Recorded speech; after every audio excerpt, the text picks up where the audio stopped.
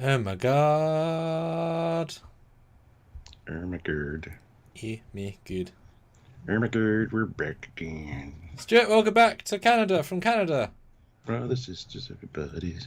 You went international in a sense because this is the other side of a quite a wide country. Yeah, much farther away from you, which was nice. You felt the distinct, the magnetism was less. Yes, that's exactly right. So now every day being pulled, my end of the pond, different pond, you know. Mm-hmm. And that's what, like a 20-hour drive had you driven? Way more than 20 hours. But yeah. Goodness! How many European countries would you go through in that time? Yes, is the answer. Several. A lot. Yeah.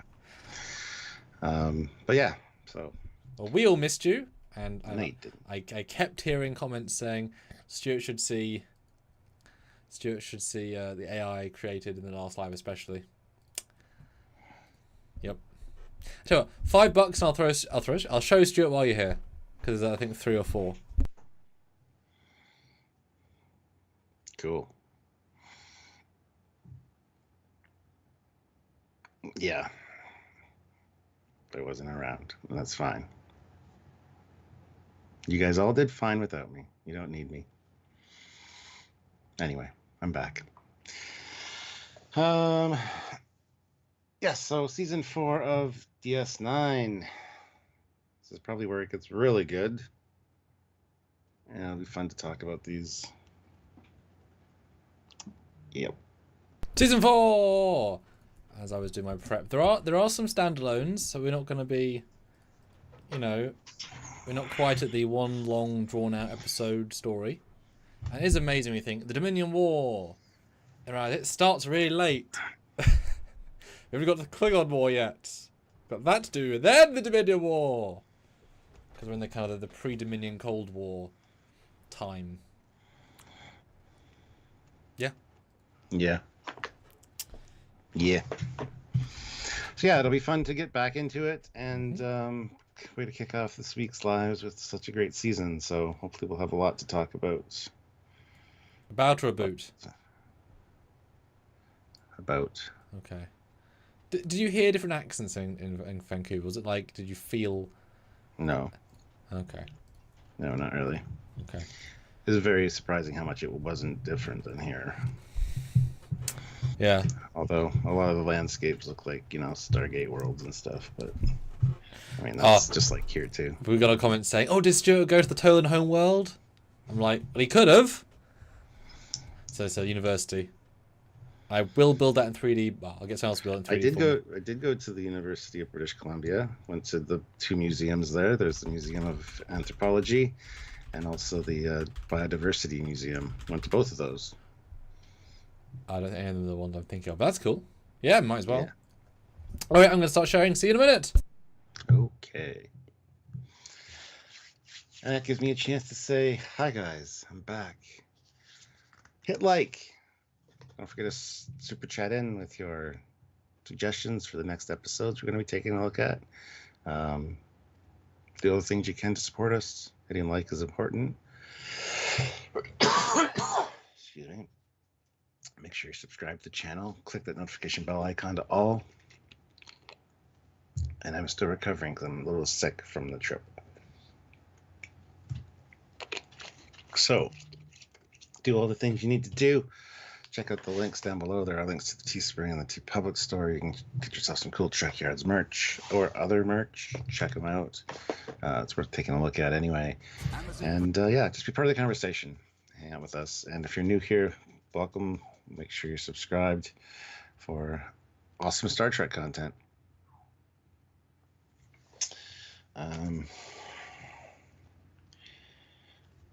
Just give me 1 second. I just got to check on something.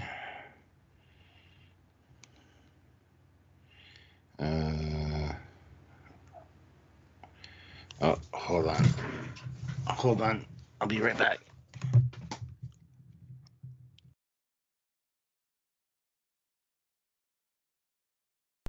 And on that note, click the like button, do all those normal things, super chat your your requests. There is 26 episodes to deal with today.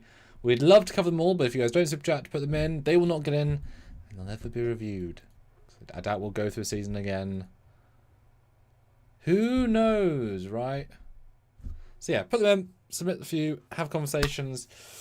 But like I say, $5, and I will find AIs of Stuart's face. He was on holiday in several pictures, and you can see his reaction to what he thought. Because I'm interested. Yeah, a lot of cool stuff this year, of course. This year. Yes. And yeah, Worf appears as Ethan thumbnail. A lot of good guest stars, a lot of memorable episodes, a lot of building. And this is for the last full season with the coloured shoulders before they go to the greys. In Rapture in season 5, I believe I'm gonna say 13, 12 or 13, because I got to go back to that as reference, where they spend time on the holosuite. And I'm just gonna keep sharing. Let's see, Trekyards and let's see how and where. Replace it. And the question is, of course, are there any Fs in season 4? Genuinely interested in this question. So let's see what happens.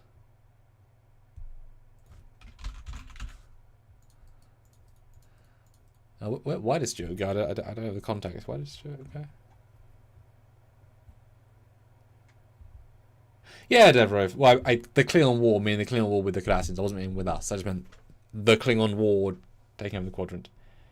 Dan, yeah, every two-parter is 2 parts because they're not one episode. They're 2 episodes of TV. We've done it for every episode. Even Farpoint? Pretty sure we would have. Because they're different, right? You know. Different bits of content. Like Best of Both Worlds is not a 1-parter, you know, it's a distinct 2-parter. Sorry about that. He's back. Yes. I vamped, and he'd be very proud of me how I vamped. Ooh, okay. Yes, but not that. Just some proud, right? Just medium proud. Okay. Yes. I'm never proud of you. So imagine that, but even more not that proud of me, but more medium. Oh, okay. Yes. All right, so the chart is up. We've got 26 episodes, I assume. Yeah, what do you think? Do you think season 4? And do you think we're going to get any Fs? Wouldn't think there'd be any Fs, no. But this is the Klingon season. Worf shows up, and yeah, this is like a solid season is what I think when I think season 4. So yeah, I certainly think middle of the show, like they've found their footing. They can now tell stories that cohesively do the DS9 formula. Well, also they now know what they're doing with the Dominion, right? They've got this plan, which means they're taking their time, and it's now here. Versus the other seasons where it could be a thing, we'll put the name in, but we're doing other stuff. This is now a focused season. But with a lot of other stuff, but it all happens to factor into the focus season. Later seasons, it's so focused you lose all the other stuff. So, interested if interested if it's the best season. Interested to see how it is. Where are we going first? Well, Olivia, $10. Let's do both Starship Down and Little Green Men. So Starship Down, I guess, is the first one. Do it.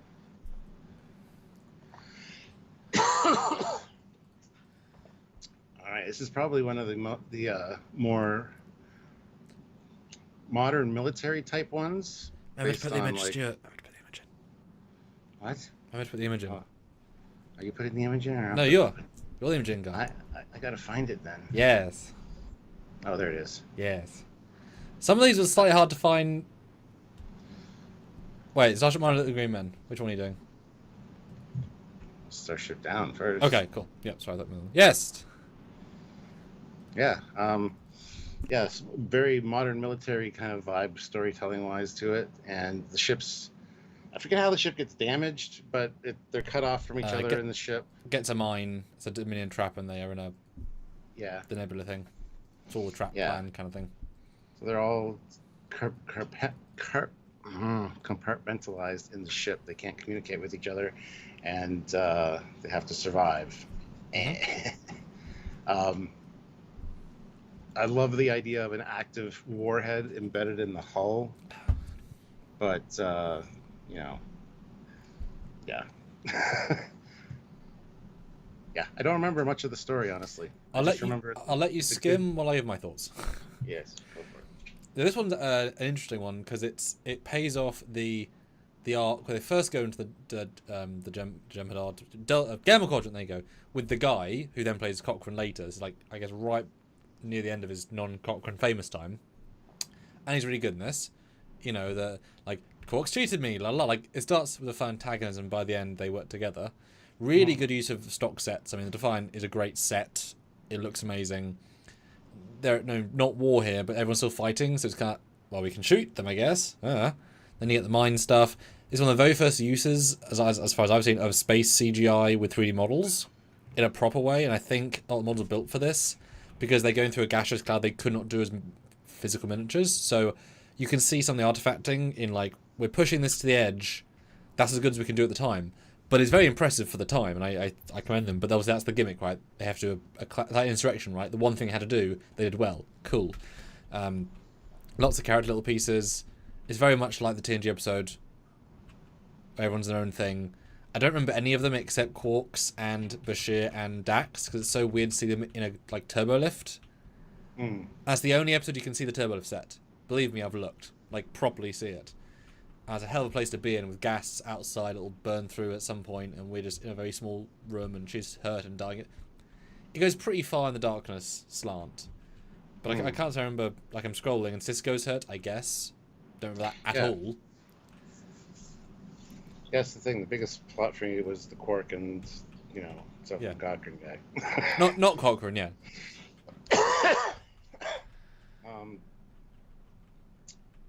Yeah, I mean, I remember it being a good episode and enjoyable to watch, but...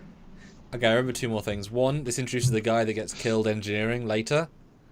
Or at least he's in this one when the other starship, when they find the Jem'Hadar ship and he gets killed, so he's in this one, cool. But Sisko, this is when he's actually dying, and Kira embraces him as the emissary finally. And that's a huge moment for her, because she's like, my friend Ben. She's like, no, I believe, Prophet save him. And she's like, oh shit. It's very important for her, but I'm like, yeah, okay. I mean, he's not. He is, but you know what I mean. Yeah. And Worf's actually pretty boss, because he's too tactical in engineering. He's out of place, in a good way. Yeah. It's definitely an episode filled with B-plots, but it happened to all be with our lead characters. Yeah. Do you think possibly it's weaker than some of its parts? Because had you watched each individual plot line, it might have been stronger. But because they're all so dense and combined, it's an episode of medium. Because it might all be good, but it doesn't come together in the strongest whole. Because it just sort of, you know what I mean? Little segments. Maybe, yeah. It's like it's 5 different sorts of cake. Doesn't mean it's a better cake combined, even if 5 good slices of cake. So I thought I liked it more, and then I'm scrolling like, oh, I don't remember that. That's okay. Yeah, it's odd. Yeah, there's a lot of it that I just don't remember. I mean, visually, it's the same. It's very samey. Yeah. I don't know. Should we? Really solid C. With some wiggle room, because it's also this season, right? And there's definitely better episodes. There's definitely worse episodes. Yeah. Yeah. And C might be the lowest score this season. Let's be honest. Right? So if that's the problem, then we're in for a good problem. All right, and then Little Green Men. And again, to reiterate, guys, $5 and I will show Stuart one of his AI creations, which featured him from previous lives last week, and see his reaction. Oh, I'll do a poll as well. Do a poll.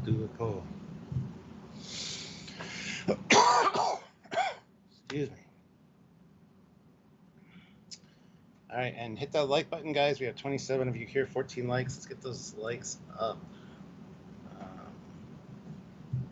It's funny, Little Green Men's actually the very next episode after Starship Down, too. No, Little Green Men is one of my favorite episodes of Star Trek. I love that it combines the Roswell thing with, Star Trek in such a great way.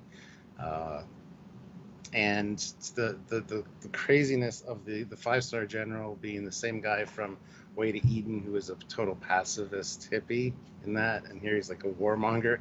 It's great.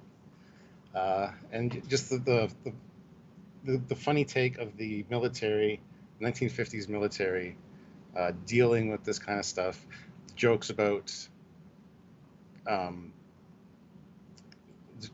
smoking and cancer, and all the little thing with the universal translator, and all the Martian aspect of it is quite amazing.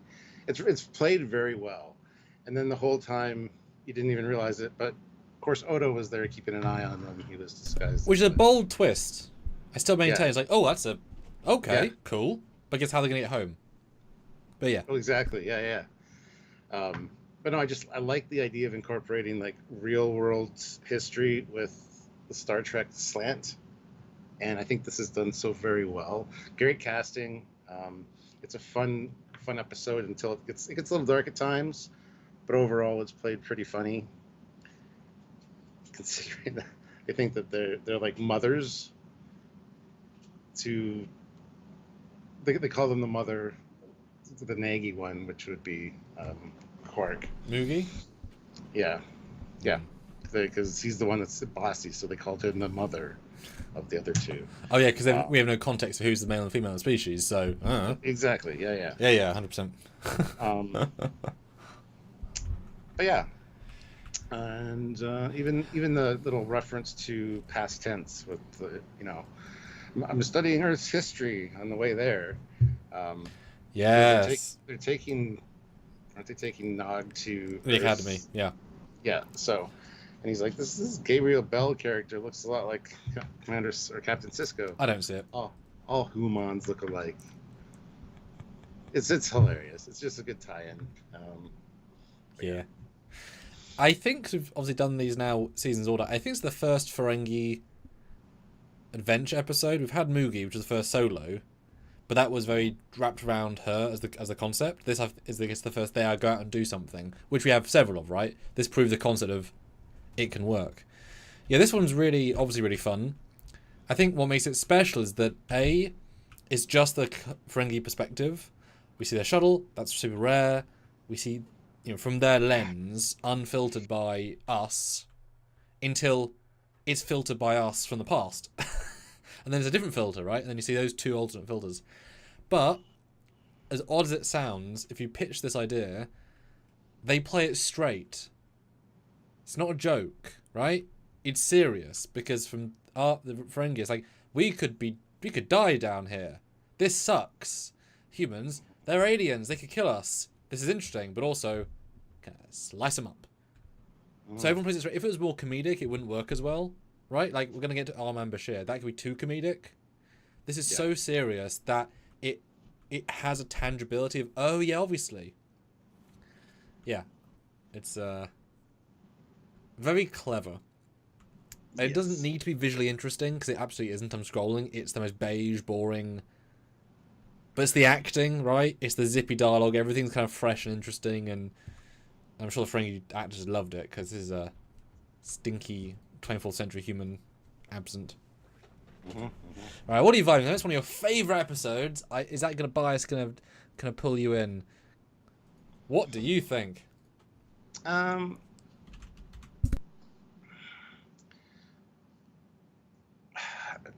Covers all the bases for a good Star Trek episode, but it's got the time travel aspect in it, which I really appreciate. Yeah, it does. I don't know if I want to quite give it an S. I mean, I personally might give it an S, but I think for this ranking, it might in fact be an A. Are you okay? Thomas Foley 67. Don't know if that's someone you know. Star Wars is better than Star Trek. He's also a Foley. if that's your Foley. Yeah, he is. I gotta own that one. I'm sorry, everyone. I'm gonna ban lightsaber ban. Yeah, okay, that's the thing. Good episode. This could be any other show, right? With a slight twist of character or whatever, but it's also so clever. So should we not also give it the same Citizen Edge of Forever treatment? It works standalone, and it works Star Trek, so shouldn't it be super high because of that? Even if it could be pulled out and be, the same thing with Stargate. There is a Stargate episode very similar to this, in fact, just less funny. Oh, yes, yeah. I mean, low S and see where it goes. Because there's got to be some better episodes this season. And the question is, are they much better than this or not? That's where I'm going to leave that. Do you know what I mean? Yeah. Okay. Yeah, that's fine. Low S, it is. It's very clever. And I wonder It's a fun episode. I wonder if it's actually intentional that they hired the hippie to play the military guy, because that feels very knowing. Yay, brother. It's yeah.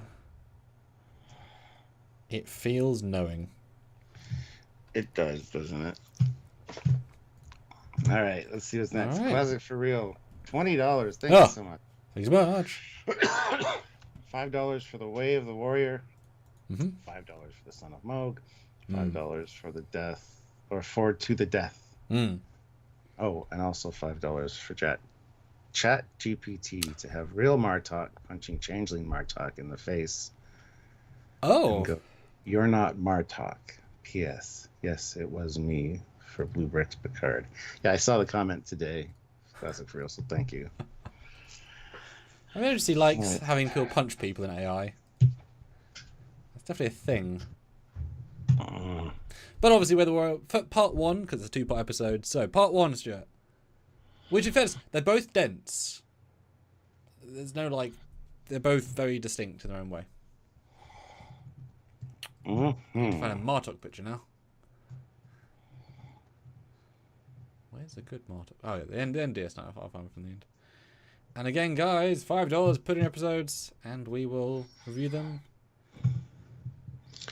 So, which is the picture? It's the Worf episode, just because he's now there.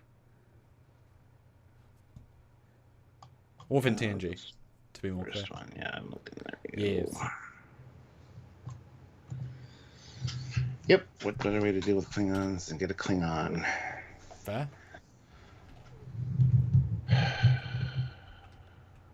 Can't say as I can delineate what was part 1 and part 2, but it's just Okay, hold on. Klingon afternoon aboard the station.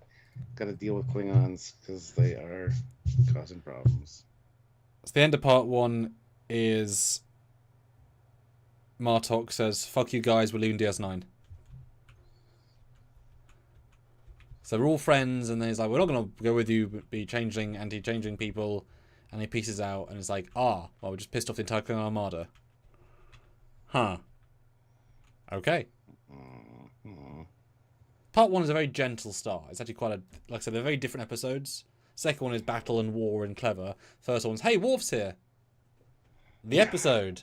Which is fine, because he's very crucial to the story. It's not a gimmick, right? But yeah, talk about part 1, I find Martok for the AI thing.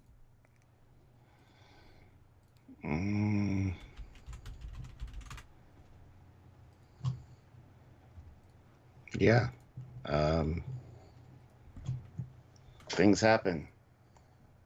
I honestly don't know what to say about it, if I'm being honest.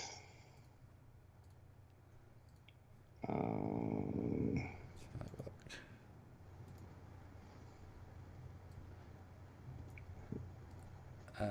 no. There.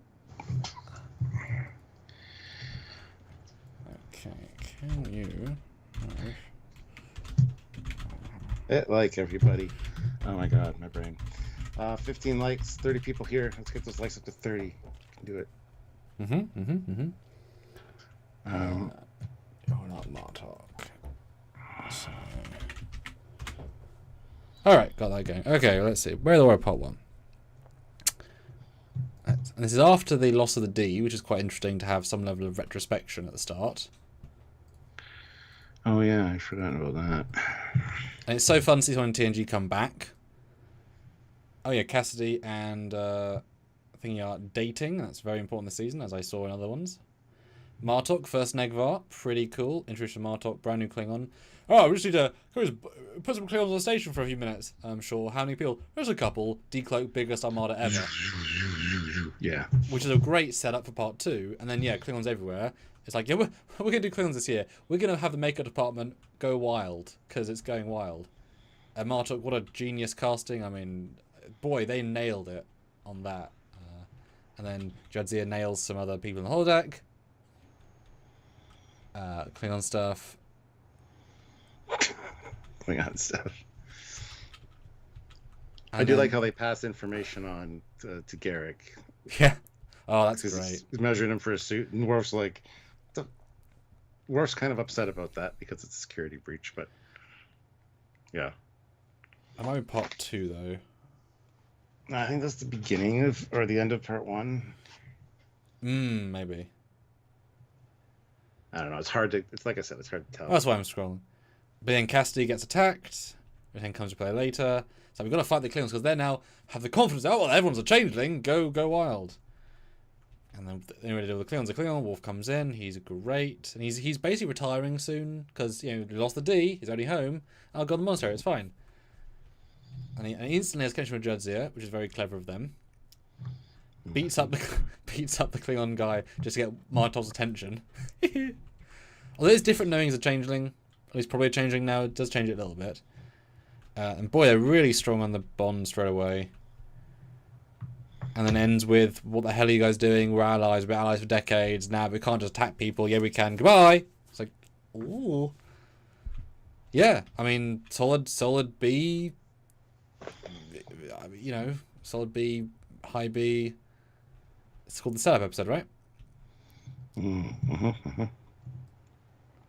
I'm fine with the B. Like, it's got a lot of character work that plays in later in seasons, which is great, but you know what I mean? They now know they can do that versus, like, it's not all about this episode, which is fine, but most of it's there, but yeah, a lot of character build stuff. Yeah. Say part 2 is probably better than part 1, so. Well, it's pretty special. There's a lot of stuff happening. Yeah. A lot of characters, a lot of stuff. And most of it's just gold.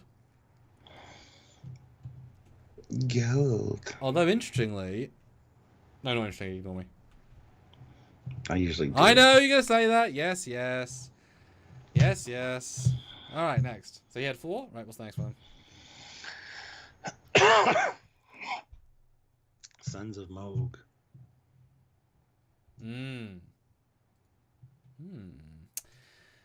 Hashtag Kern got fucked. Because, Worf's honor was fixed and Kern got screwed. Real bad time. Yes, let's make him forget everything. Make him think he's part of a different house. But to be fair, Mogh was pretty angry. Yeah, it just makes me sad. Yeah, for sure. But it's like bringing back a legacy in Star Trek Picard and like, oh, you've hurt the legacy of that character to make the point of the story. It doesn't add to the story. It doesn't add to the character. But it's dramatic. Yeah. You know?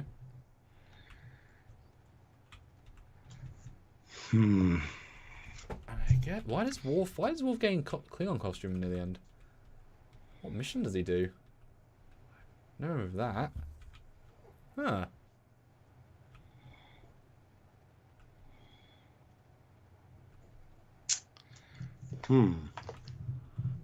Is it because he wants to... I don't know, it's okay. I think I'd say D, because I think it's definitely less strong than Starship Down. Yeah. But yeah. Across the board, it's just weaker. And it's interesting, because Tony Todd, of course, did the other episode this season, which we'll talk about if someone puts in for it, where he's just like Oscar-winning performance. And here he's like, oh, it's alright. I don't know. It's like the Mirror Universe, right? I didn't like seeing it sort of sidelined and changed so radically to ruin the initial version. So Kern being a good Klingon was great. Him being this guy, for me, is a waste. As sad as interesting it is, it's not for me. I don't disagree. And then another $5 for... Although, Jay Donaldson says, I'm glad I didn't just forget Clan exists. There were repercussions from Wolf's decision. Yes, true. All true. But he needed a season 7 episode where he comes back and re-close the arc to make him okay again. But, yes. Yeah, it needed something after this, for sure. Because, House Martok. The ruler of the Klingon Empire. Nah, it's fine. He's over there being disruptive. But speaking of, Stuart, here is 2 Martoks punching each other like ChatGPT. You're not my Martok. Or you're not Martok. For some reason, got a com badge. Don't know. There you go. Oh, cool. Yeah.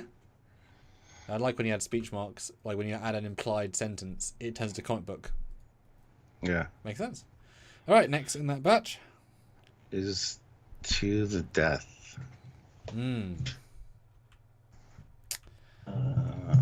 Which one was that? That's exactly what I'm... Obviously Klingon again. To the Death. It is episode 23. Oh yes, this is the Wayun episode. I'll jump on this one then. So this is the... They bump into some Vorta and Jemadon. We're pre-war because and they want to help. We see a once ever used transporter room, big room, because otherwise we've got too many people in set. And we get to actually see the Jem'Hadar as people, as characters, and not just the war. We introduce the Vorta, like in this more how we see them later role. And turns out they're a rogue Jem'Hadar, therefore we have to help this Jem'Hadar, Wayun, who's not meant to be recurring. This is once only. Because they killed him, spoilers. But they're going after Iconian Gateway, although it's actually something else because they messed up this iconography. They just got the wrong race, so it's both, which doesn't make sense. But Wayun is pitch perfect, and you learn about all the drug stuff. Everything's just in front of you to the point of the Alpha or whatever his name is, brutalizing his second in command because he's like, you're weak. Yes, I am. Or you failed. I'll break your neck. It's like, well, that happened in front of us. And then I remember so he kills his own guy, and I look over to Cisco. Cisco's like, "You are confined to quarters." And the general was like, "But I just murdered my guy, and you just did that." That's a bit shit. Like, but we did. That's what we do as punishment. How will they learn? What do you mean they killed them? Yes, but the rest of them. And at the end, you get a really great fight because there's the twist of, no weapons, so they have to go hand-to-hand combat, which they shouldn't survive. It gets a bit silly. But everything in the middle is great. And also you get Wayun and Odo. Lovely context with that. Got a message that if we ever saw you, Founder, I'd come back to the dark side. No. Okay, sorry. Yes. Your thoughts on To the Death?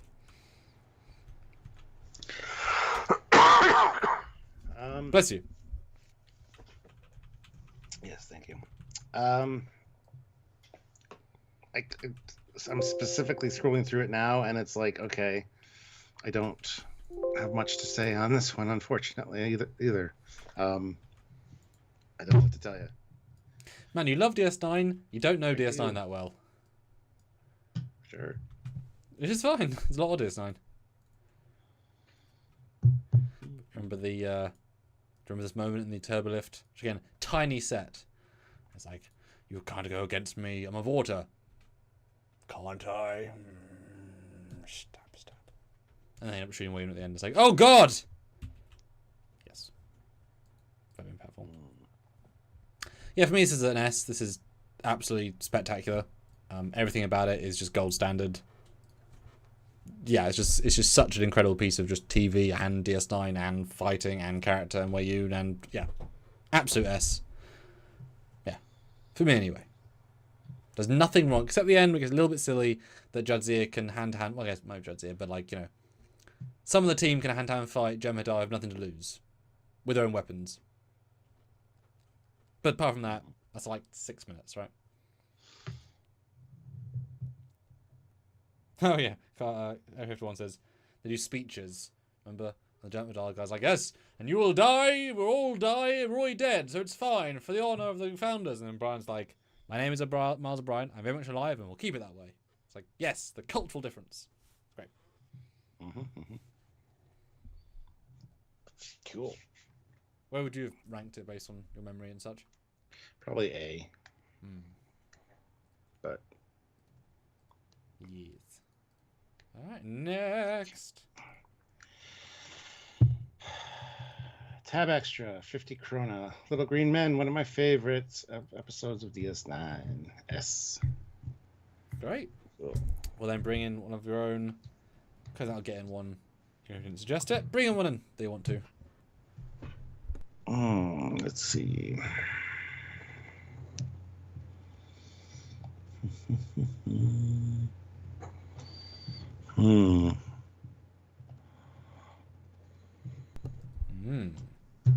Yeah, I don't want to bring in some of them because I know what people will put in for them. I don't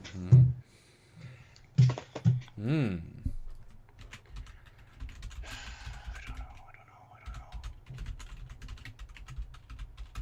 How about our Man Bashir? I remember so little of this. I've never seen it more than once.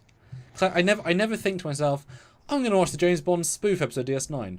Never crossed my mind once. I know it's fun. I've never had the compulsion to watch it a second time. I'm going to skim it while you talk about it. Because it should be memorable at least, but I just never go back to rewatch it. What do you think? It's just a fun one. Again, the holodeck ones are fun. This is Bashir enjoying his life as a spy. Garrick getting right in there with them. And it's not a date. No. Cisco is so over the top with his villain character. It's hilariously great. Is it Cisco or Cisco's face? Like, is it a hollow version of Cisco? Or is it actually Cisco playing the character? It's a hollow version of his face. Okay. Yeah. So it's Avery having fun. Because something happens that all of their personalities from the transporter have been shifted to the holodeck. Ah, yeah. And so they have to play through it, and they can die, and it's all fucked up. It's classic TNG. Like that. Yeah. 100%. No, that rings a big bell, yeah. Yeah. You get a lot of Eddington in this one as well, trying to solve the issue on the holodeck. Holo suite. Do you think they knew he was about it that early on? Because I feel like that was a last minute, or like mid to last minute twist. I think they probably had it in his. Yeah, I think so. Because you'd need to play it knowing that, like, this episode, that would be such a difference in performance, knowing you're going to betray everybody in, like, 6 months. I've always wanted that. Hard to say, but... Yeah. No, it's fun seeing all these characters, even Dax with the glasses as the scientist lady, and, you know, they're all playing... They're having fun with this, as you do with the holodeck episodes. And of course, stakes are that people are going to die if they get killed in the holodeck. So, it's such a crazy plot of we're going to flood the land, and the only person that survives is Cisco up on his mountaintop. Oh, dick! It's typical James Bond. Oh yes. And even Garrick at the end is like, it's this very obsidian order type idea. Yeah. I love it. I would have liked to see more of the Bashir spy character. I mean, we do a little bit in one episode, but I like that they all have their kind of thing. So, yeah, I don't know. It's fun holodeck episode. Yeah, I that's what reminded me of the fact that it's them but not them. It's been done before. It'll be done again. It's so. Oddly, it is also like Little Green Men. It's taking it straight. The first part, they're having the pure camp time, but they have to take it seriously, even though the holodeck program is the same camp level. But Bashir's now got to act real because it's no longer a game because they could die, and that dichotomy is fun. I think everyone overacts in a way that's silly. Like actually silly. But I guess that's the fun. I mean, everyone's doing it to be silly, right? Yeah. Good sets too. I assume they're all custom built, but that's, I mean, you know, set designs like he wants to do what? An Alps mansion? Okay. A James Bond style cave. Yep. It's like, okay, guys, we'll do it. And if I recall, Garrick is not useful, even though he's literally a spy. Like, isn't that one of the odd things about it? Yeah, because it's such a ridiculous spy story that it's so over the top that it's not realistic as a real spy. Because we don't know he's a spy yet, properly, right? Now we know the context. He should be able to do a lot here, but he doesn't. All right, what are you thinking? Because it's definitely good, definitely fun. Never one of my favourites, but it's definitely a clever slant on the idea. And luckily, it's not just X or Y. It's got a bit of... I'd say it's probably a B. Yeah. I like the idea of the neural whatever patterns being kept alive in that way. So well, let's have a cake and eat it too.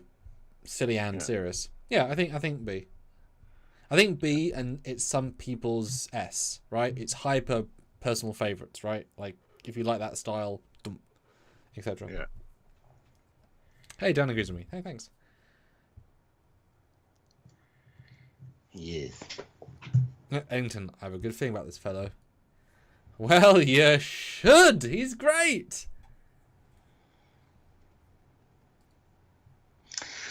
I was doing some quick little fun things while you were chatting, because I do like me some silly fun. So this shot, which is an episode that someone could put towards, I made it make this.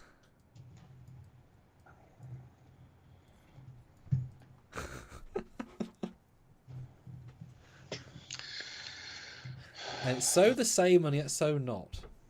Isn't that cool?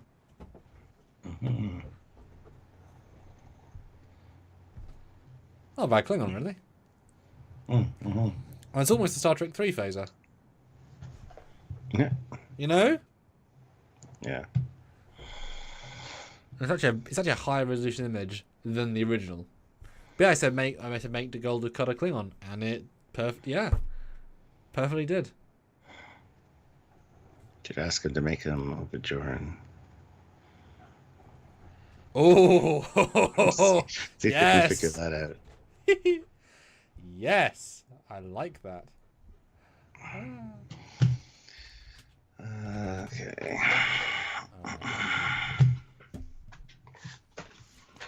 Where we go? All right. Ooh, next up, we've got tab extra 50 krona. The Muse. Walks in, Troy returns pregnant and seeking Odo's help.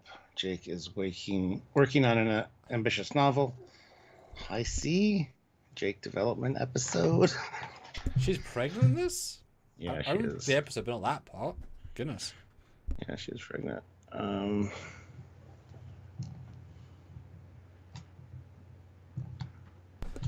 Because this is her last episode in DS9, I believe. Probably. Which is quite late in, the end of season 4. I remember the guy, famous character actor, who's, I guess, the husband to be, her 75th husband. Yeah. Isn't the lady, like, eating his brain to make her muse? Yeah, she's, like, drawing neural energy out of his brain, and he's, like, doing his thing. Like, he is making magic. Yes. But it's killing him. Which is a good plot. I mean, fairness, a good plot. But what's the thing with lots of... Oh, sorry. She's freaky, too. With her fucking eyes, that actress. Oh, yeah. Good character actress. Yes. I like the continuity. Luxana would have real appreciation for Odo. Makes sense. She's not looking silly. Cool. But why is she pregnant? Well, not why, but, she's pregnant, and then... What is their plot line? Because... Does she get married to the guy? I assume not, because I feel like I remember that as being quite a big deal.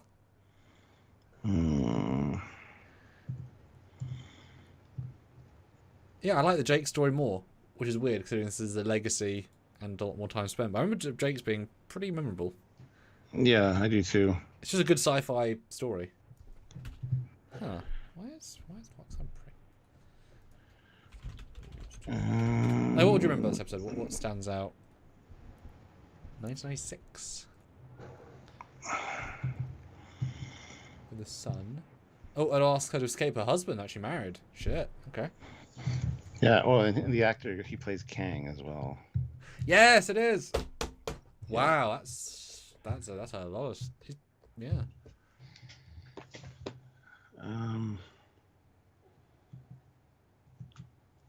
Okay, yeah, so Oksana is pregnant with the male child of the guy who's a husband, so he did get married. And the problem is that alien race is only raised by a parent of the same sex, and they can never see the child until they're 16. Okay. Which is pretty dramatic, in fairness. But to break the bonds, Odo has to declare his love for the Waxana. Yeah. I believe, and make it realistic. Because I think there's that element. Anyway, and then that nullifies the whole arrangement. Back in the security office, Oksana informs Odo that she's going back to Beta Z, and that she's imposed on Odo long enough. Odo tries to convince her to stay, but she's afraid the marriage would fail if she stayed because of their different feelings for each other. She truly loves him, and she would want him to feel the same way. And she knows he enjoys the company, but can never love. That's sad. She decides to return to her home and eventually end the marriage so the two can remain friends. She tells him, goodbye, husband. And he says, goodbye, wife. Jesus, they get married. That's weird. Renee, man, you're marrying Jean's wife. Crazy. Yeah. What do you think?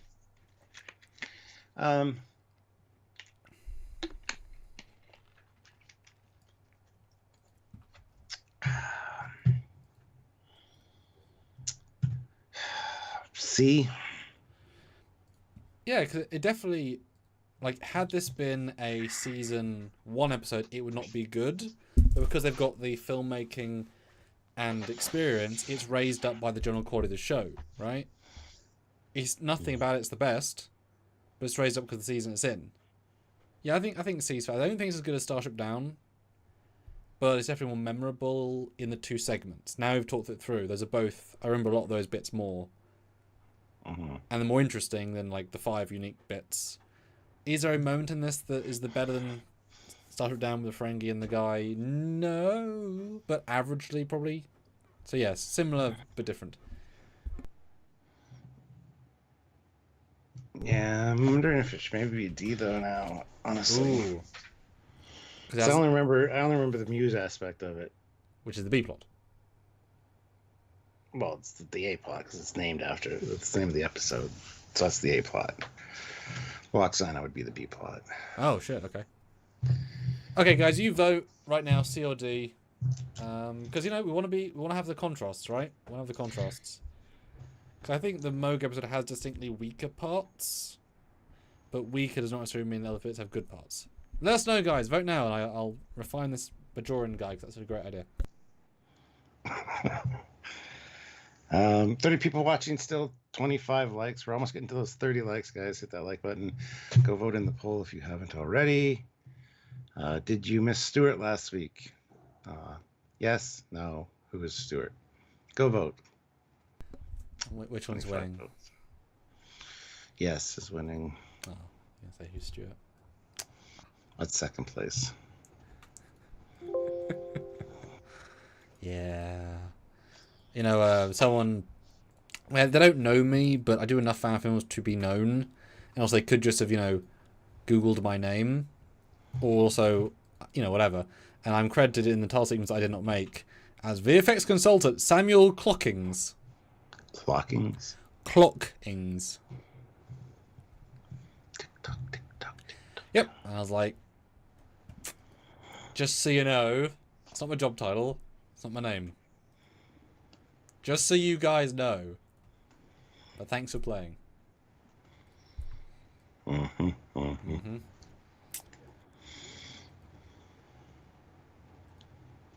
Ah, yes, Maze. Yep, Mogh. Did you get to ever meet Mogh at a convention? No. I met incredibly old Mogh. She was skeleton. I remember vaguely speaking to her, but not uncomfortable, but she was very old and hard to relate to, and I was like 12. But Dad talked to her. I remember seeing her at least, which, you know, is something. I remember Rod being young and there, like, zipping around, being the guy that was doing the stuff. So I sort of met her. That was when Vegas went small again, so she was like hanging out in a booth in the dealer's hall and just, this is Major Vladimir. I was like, okay, it is. What? Yes. Oh, Dan says music gets a D. Guys, vote now. At least one more vote. Go, go, go. Put it in the regular chat. What do you guys think for the Muse? This is amusing. Although, I mean, to be fair, it kicks off as Jake's novel, Anselm, or whatever the hell it's called. Because at the end, Sisko's like, you got a good start to a novel here. And that's the one that I think, for the Visitor, was the one that made him famous. Oh, probably. Yeah, it would have it. So wasn't it interesting. Wasn't earlier in this season? Yeah, Visitor was earlier than this. Ooh. Huh. Yeah. Huh. I wonder. Yeah. Yeah, but I remember it was an interesting end because we hate what it's doing to you. It is killing you. You will die, but he's choosing that to write genuinely magic. But it's only she's elevating his natural ability. It's not that it's faking it. It's just elevating it, like the limitless pill, right? It's inside you, just with a bit of help, and so it proves he can do it, and it's some great stuff. Is it wonderfully bittersweet? It's like, yeah, I mean, you know, you can do it. Ooh, Ray says C.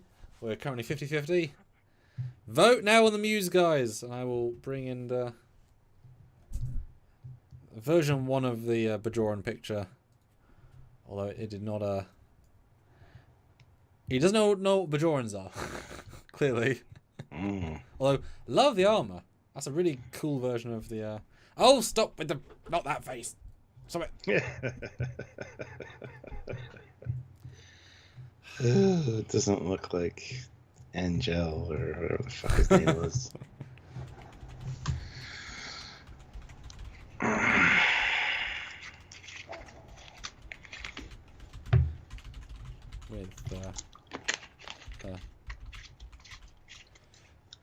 So C or D, C or D. Somebody put it in the chat now. Lock it in. And don't take CBD while you do it. Just do C or D. Dun, dun, dun. Another fun one I did. Can you tell who this is meant to be?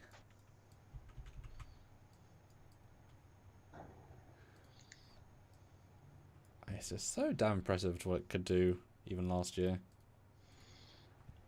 Can I tell who that's supposed to be? I mean, you obviously have a clue of being... I mean, tell me if you can tell who it's meant to be. The image is in the light. You can see it, others can't. But could you tell who that was if you didn't know?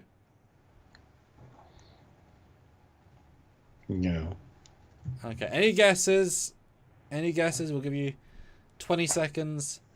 A cool Andorian, though. I mean, integrated all the stuff really well. It's not the same look or anything, but... Except the ear is a little questionable for an Andorian, but that's okay. I mean, Andorian Vulcan combination. Yeah, it's this shot of Cassidy Yates to made to be an Andorian. And the fact that it had to... I never would have guessed that's Cassidy Yates. Yeah, I would agree. But it's just so funny. Like, he obviously had to reconstruct his head entirely because the patterns of the light aren't correct. So it is a fully new picture, even though, like, it got everything in the picture except her face and her expression. It's a great Andorian, though. I mean, if you saw that in like a motion comic, you wouldn't think much of that, would you? Like, oh yeah, Andorian. Yeah. Yeah. All right. Any final vote? No. We'll go with D then, because you would lean towards D. Right. Okay. Ray Ricks goes in 2,000 yen. Which is £10. Thank you so much. Appreciate it. So apparently traveling multiple time zones means I can't sleep. Homefront and Paradise Lost. Sorry you can't sleep, but hey, welcome. It's good to see you despite the annoyance of that. Indeed. So I believe that's Homefront. Nope. Oh. Yeah. Oh. Yeah, the first one is them chill, second one is them not chill.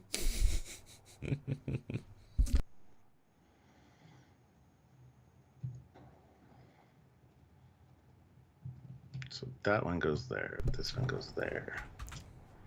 Yes. Happy days, not happy days. All right. First part. Hey, Leah Brahms. No, not Leah Brahms. Oh. Did they not like? She look. Like, didn't even try and make her looking different.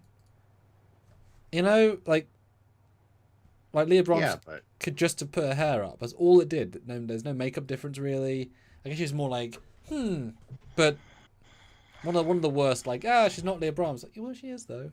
Oh, they should have made her like Delphine Brahms. Oh, have you seen my sister, Leah? You know, like that's all you have to do, right? Make her twin sister. yeah. And then other people's fantasies could come true. Anyway, right, first episode, Homefront. I love this episode. You get to see Earth again. They're letting the president know the situation, essentially, that there are changelings. We got Odo, bring him along to show how easy it is for them to infiltrate the president's office. The thing that frustrates me the most about this episode is his fucking dad. Like, I'm not gonna give you no blood. Well, just no, that's not the point. It's just for fuck's sakes, Dad. Just I get so frustrated and angry with this mentality that I don't have to do it, so I shouldn't do it. It bugs me so much. Just do it. It's simple. But no, then you're giving in to the. Sorry, going off the rails there. No, it's a big part of the two-parter. In fairness, they do a lot of time towards it. Yes. And they bring a significantly. I mean, I don't know him from other things, but I know he is famous from other things. So he's a proper like we got him sort of. He's back kind of guy. Yeah. We got Mogh, who's excited that they're there visiting because he gets to. I love seeing the restaurant and interacting. Yeah, interacting with all of his regulars, if you will. The way he deals with the restaurant's really good. Yeah, it's a good welcome to Earth kind of episode. We've got Cisco wearing the actual TNG uniform, which is phenomenally cool to see. Hasn't been it since the first 3 scenes of the pilot. Yeah.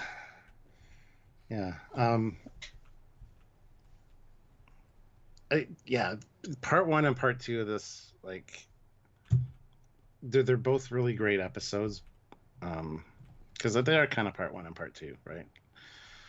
Yeah, just tonally they're so different. Yes, I know, but yeah, but they both work really well. Like, I don't prefer one over the other. I don't think.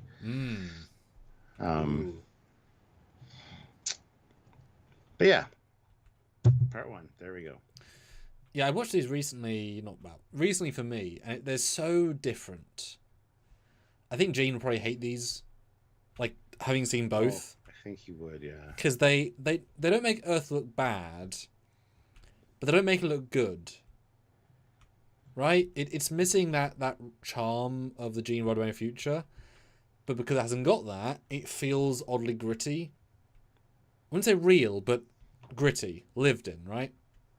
At least the 2 sets we see, because boy, they have no money for going on location. Like they do nothing with the world except the restaurant, which is fine. Just it's very claustrophobic when you start watching it and you realize, oh, we're just in these few sets. So yeah, but really good to see the logic of bringing back a uniform. Why, of course, is Earth the center of everything in the old uniform, despite it being 3 years old at this point? Why would a deep space, when it started, an relatively unimportant station, have the new one? Whatever. I guess because we have all these uniforms lying around, proper department. This is post TNG. Let's just shove them in the uniform. It's fine. But actually, that's great. It gives a really nice context shift. Great guest actor for the Admiral. The fact that you can play charming good, charming bad, charming middle. Talent, right? Talent over across them all. And the fact that you get Noggs is there to see his dad. Lovely. great connection. I've always thought like Benjamin isn't that old, but he's also old enough. I would have thought the dad would look older and have white hair, because he looks like really close in age, like relatively speaking to Cisco. I know age is relative in the future, but I don't think they're that different in age actor wise. Like they're not more than 20 years, I would think. Maybe 50. Like, you know, there's not enough age between them, I would think, to be father and son. But that, you know, good. He's dying his hair. I don't know. Whatever. It's fine. Just they don't feel old enough to be necessarily that what they have here. Now Jake and Dad would be fine. Or Jake and Greta, but anyway. Mogh, great. He's been out the season for a bit. Comes back. It feels so super fresh and refreshing. He's super new as a character almost, which is lovely. And then he gets the Earth. He's excited. He's talking about Red Squad. He's talking Yeah. about there's that going on. Yeah. It's a really good setup because, like I say, this episode's all about the fresh Earth. Part 2 is, oh fuck. Yeah. It's not fun in a good way. And the president's great. He's not human. Great. Just the way he plays it is great. Just some guys in Paris, which is a little bit of internal continuity. And Odo twist is lovely. It's like, yeah, they're probably changing here. Like, we're probably screwed. And think they even pretend they can be secure after this episode. Obviously, we see in part 2 they obviously can't. Yeah. Yeah, it's a really good part 1 for a really odd 2-parter. And yeah, the injection thing, I mean, it's, you know, it goes beyond him being a curmudgeon. Especially as, like, the way they frame it, the ensign who's trying to give him the thing is just being nice. If he was if it was an older dickhead, it'd be different. But he's just like, oh, I'm sorry. Do I not do it? What? Like, so it kind of, it's interesting, right? Yeah. But then he's kind of right because martial law, but also, like, we're meant to believe he's a changeling. The fact that 2 parties he doesn't do this. So obviously, had he just done it, he wouldn't be a changeling. So it'd remove that entire plot point, which is not that interesting in the grand scheme anyway. Yeah. Yeah, it's a really odd 2-parter. And this sort of one would have been an amazing movie. The 2 parts put together, give it bigger budget so you can see some more exteriors. Because the story's so bold and strong, but needed more money. Is it this episode that the power grid goes down? Right at the end. Because he commits to martial yeah. law. Because that's the big cliffhanger. Like, it's like, they are attacking, we've had a thing, and this forces them. So he escalates really well. Obviously, part 2, which we'll talk about in a second, it's all a big ploy, which is a lovely twist, in fairness. I love that we just see Paris out the guy's window. It's just so fun. Like, it's so... yeah. And they could have gone with just having Kurtwood Smith's race again. It's good. There's other aliens. And not human either. It's a very small touch of having a non-human president. Right? Perfect. Like, I don't love these episodes because they're so odd and dark, and there's a lot of, like, they have to give so much for the dad to have his fuck you attitude work, believably. There's a lot of time on that. But then it's one of the deepest, darkest, like, Cisco family character studies you're ever going to get are these 2 parts, right? That's also what they're doing. So where are you thinking? It is excellent, but it's also samey and cheap feeling in a lot of places and blah, blah, blah, right? What are you thinking for the part 1? It's an A. Yeah, I would agree. It gives a lot of nice spice and interesting visuals. Yeah. Like Cisco in a TNG uniform is great. Yeah, the spice, and then you realize they only have so many spice capsules to keep pouring in, which is fine. But yeah, had they had like a bit more money, I wonder if because it's not technically a part 2, they didn't get extra money. Because it doesn't feel expensive. Maybe though the cast is what makes it expensive, because there's a lot of people. Like, whatever. Alright, part 1. On to part 2. Paradise Lost, which is a horrible title when you think about Trek. Alright, what are your first thoughts about part 2?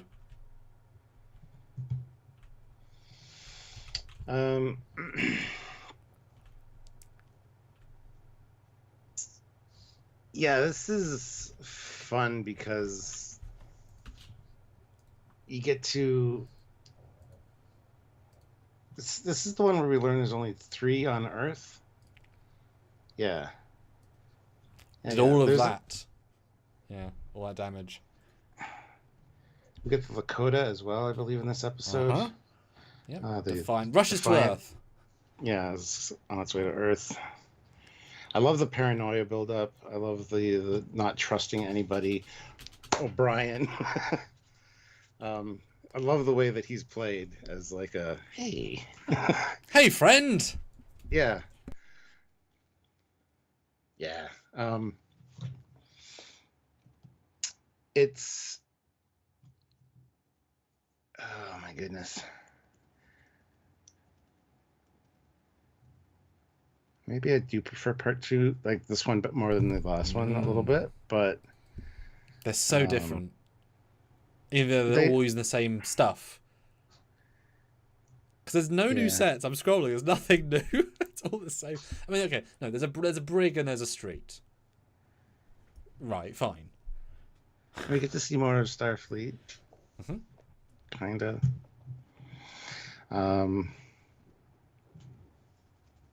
Yeah, I don't know. This is an S for me, personally. Okay. We can get into telling your side of it. But I mean, you've answered. Do you like it? Do you like it more? I guess you do. I do. Yeah. Yeah, this is not a fun watch because they fully commit to the bit of Earth just got attacked power system, and we need power for every immunity on Earth. We're a power-rich, power-hungry planet. Without that, we can't replicate food. And guess what? People ain't making food, and Cisco's, restaurant in a few places doing real fresh food. There ain't enough of those around, etc. Red Squad, which is they're unwilling pawns. They're doing the thing, but on order from an admiral, right? Everything is is by the book, right? They're being ordered to do an officially sanctioned by him mission for the greater good. Like, the villains aren't the Jem'Hadar and the Dominion. The villains are an admiral who's trying to greater good everybody. But he's not a bad guy. And in fact, I mean, you get into DS9 later. I mean, what if they had taken this route, right? What if they had gone more militaristic and started the war earlier? You know what I mean? Like, it would have been a different situation. And if that admiral had been in Season 6 and the war was going badly, do you think it would have crucified him quite as much? Right? And I'm pretty sure that also Ben served on this ship. So he was an ex-captain of his, which is why I trust him explicitly, and he uses that in the restaurant scene. As I'm scrolling, I remember that being like, this, and this, and you're my captain. Well, I don't believe you now. It's like, oh, you're not an admiral. Oh, yeah, you're right. Yeah. That's why it's such a fun, like, he is genuinely, it's betrayal, at least like Janeway and Ransom, it is the absolute core betrayal, etc. And yeah, the O'Brien thing is goddamn beautiful, because it makes no sense. He can't be there. And it could be anybody, right? The fact that it's just one of the crew. It's really, really fun. Really good scene. And it is literally, talking to Satan, right? Like, hello, I'm the baddie. I'm going to tell you all of our plans. Our plans are nothing right now. It's like, oh, that wasn't you? No, you did it to yourself. Yeah, something else happened. Then Marshall. Look how you're running around like crazy. Yeah. Just the threat of us has caused your planet to fall apart, which is interesting. And I mean, that's what Paradise Lost is, isn't it? How far do you destroy the paradise to keep the paradise? Right? There's a saying, and I can't remember that. I remember the saying. But they've got Odo, which obviously helps. Lakota versus... It's not the best fight we talked about before. It's like 3 shots, but it's great. And I think this is the first like ship-on-ship combat between Federation ships in like 100 years or something. It was very unique. And Worf's like, I guess I have to kill them then. Shit. Okay. What? Shit.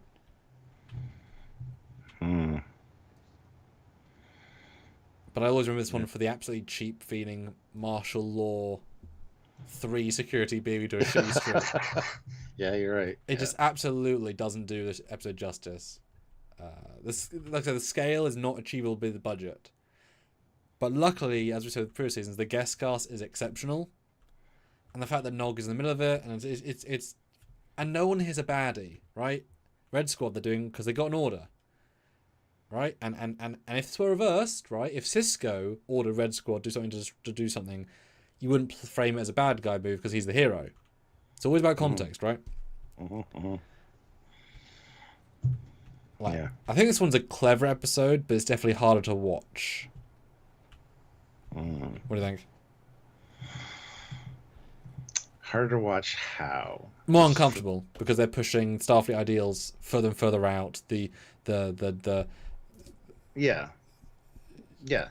anxiety. It's not a fun one to watch. It's not trying to be, right? It's trying to push you to the edge of. Changelings are real problematic. They ain't your friends. Yeah. So, are you trying to keep your score? Yes. Where in the pantheon of our now three S's would you place it? Because they're super different, all three of them, right?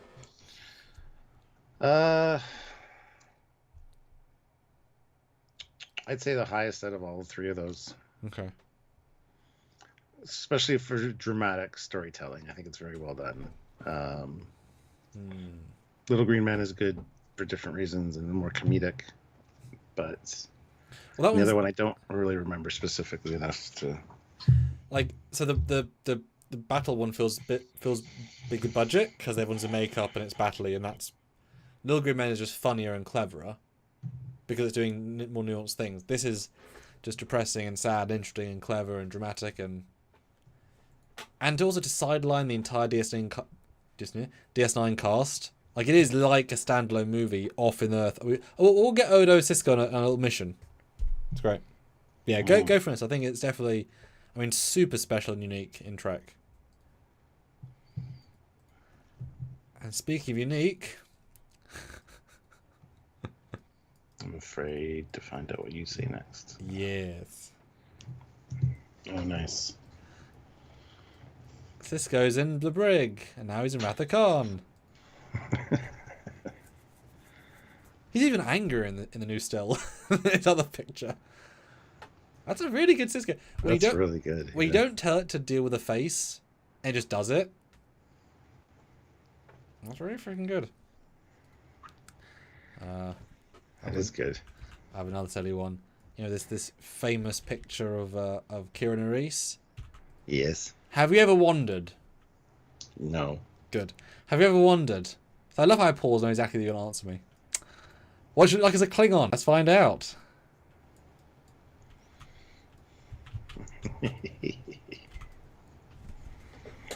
So I love using photo shoot style pictures because it just gets you, it's such a straightforward frame to build upon.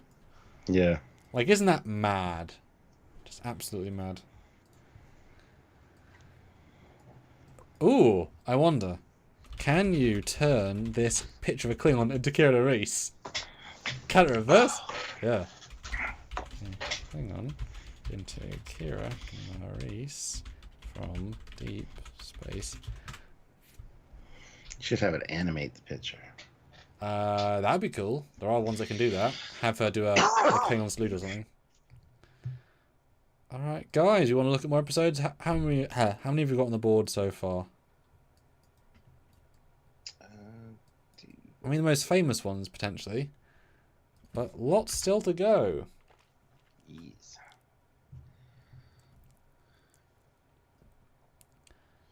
Let us know.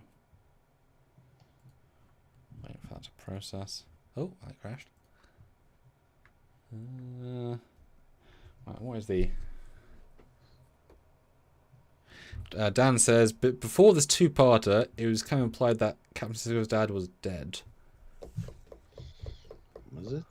Well, there is something distinct with the dad earlier in the season. I think it actually might have been a picture, like on a desk, something somewhere that's not the actor because I hadn't picked him yet. Alright, there was something direct that then was changed. This episode had creepy Miles O'Brien changing. Yes, it did. I wouldn't say it's creepy. It's very jovial. Very jovial, Miles O'Brien.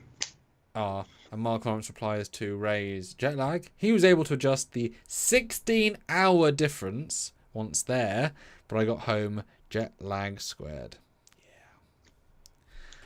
Yeah, the first big trip we did together, no jet lag on my way back. This last time was not okay. This last time really got me. And you just can't stop it, right? It breaks you. Okay. There you go. It's broken. What are you going to do? Interest. Okay, guys, I did a silly. So we did Kieran Reese, non-visitor, into a Klingon. Then without context, I asked for Klingon into Kieran Reese. So that's 2 AI transform bits. She put on some weight. She did. Well, she did for the Klingon one. Like, I noticed she was a little bit... Yeah. Well, there is more bulk to a Klingon, right? Yeah. It's not too shabby. And we kept the uniform pretty much the same. Although, I wonder if... I've never tried this. What if you kept asking it to this exact same reverse, but without having the past picture? Like the badge. The com badge is changing each time, right? Will it disintegrate logic in just a bit of red metal? You know, diminishing returns. You're like photocopying something. Yeah. Well, they got the hair. You understood her hair. Mm-hmm. Who's more attractive of the three of them? First one. That's not okay. Alright.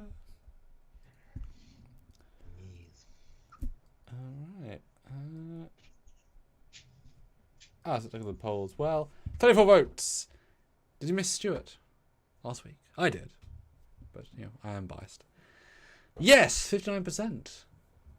Who is Stuart Foley of Trekyards? 26%. And no, 15%. Do you have a message for the no's in the room? Not the no's have it, but do you have a message for the no? No. Fair. I understand. Fair.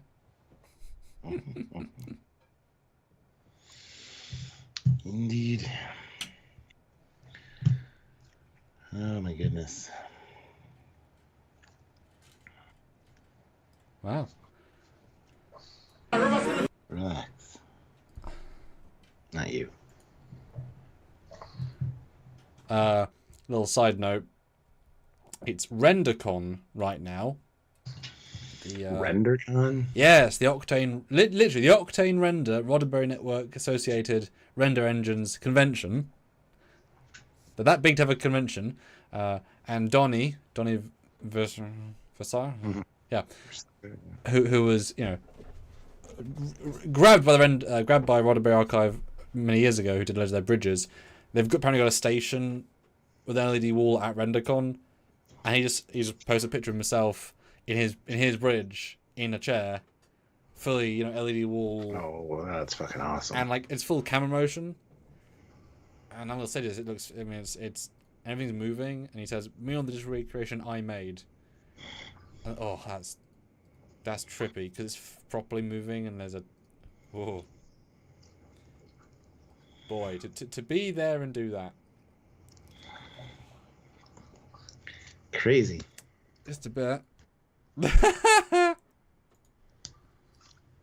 Okay, last one of the Kira. Can you guess what Star Trek alien race I asked it to make her into? Gorn. Not Gorn, I just thought as you said that. Not the Gorn. Oh. Erogen? No. Give me a hint. I've got faith. Of the heart. Oh, Zindi. Zindi. It's not Zindi. Let's go Reman with dreads, right? A Reman with a spray tan and dreads. Mm-hmm.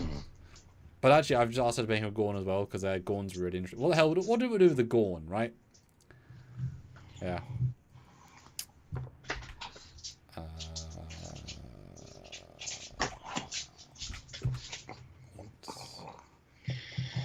Oh, huh. Oh.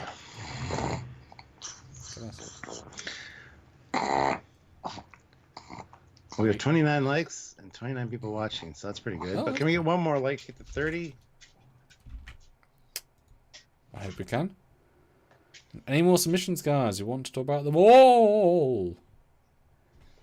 would be Dun, dun, dun, dun, Shellyak. dun, Yeah. dun, dun, dun, dun, dun, dun, dun, dun, dun.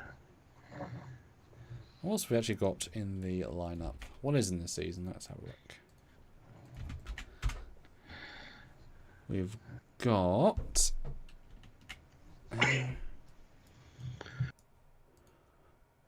Oh yeah, sort of Kahless.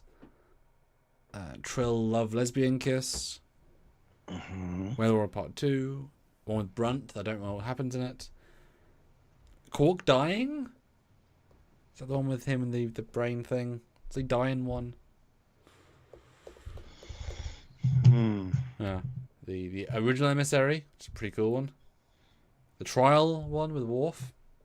People like that one. The one where Kira's in a Breen costume before Breen a Breen. Miles' suicide episode. Oh. Yeah. Gul Dukat as a goodie. Twice. Kind of. The one with the Oscar-winning performance. Don't know if you caught this for the Cassie Yates episode. Never caught this before. Her bridge of the Zosa has tier wet Elcars. Yeah, I've noticed. Yeah. Nice touch. It's a shitty little set, right? Cheap and shit, but yeah. Good job, guys. Good job. Industrial 1980 throws in $5 to the death. Already talked about to the death. It is S tier as we have it. Because I really like that one.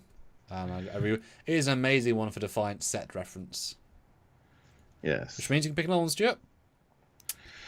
But also, I've got. Oh, do you want me to pick it? I can pick it. But first, I've got Kira Gorn.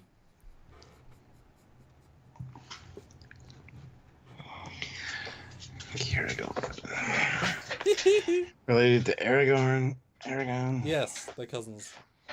Oh, wow. It's very cute. Which is more attractive? Or the Klingon? Anyway, sorry. Right, next.